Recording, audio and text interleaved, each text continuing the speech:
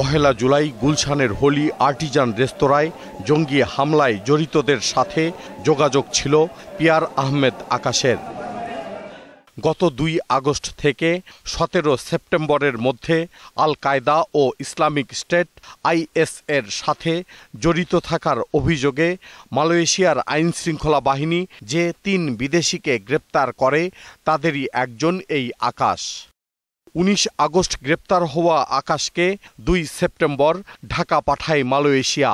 এরপর ৩ সেপ্টেম্বর তাকে ফেনী নিয়ে যাওয়া হয়, আর ৪ সেপ্টেম্বর ফেনী আদালতে তোলা হলে আদালত কারাগারে পাঠানোর নির্দেশ দেয়।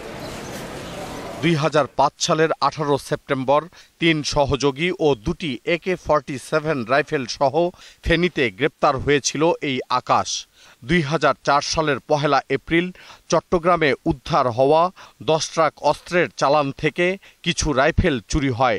চুরি যাওয়া ওই রাইফেল সহই গ্রেপ্তার হয়েছিল আকাশ ও তার সহযোগীরা। ওই মামলায় ৭ বছর সাজা হয় তার।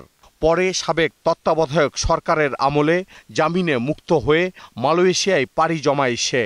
মালয়েশিয়াতেও ২০১৪ সালে আরেকবার গ্রেপ্তার হয়েছিল আকাশ।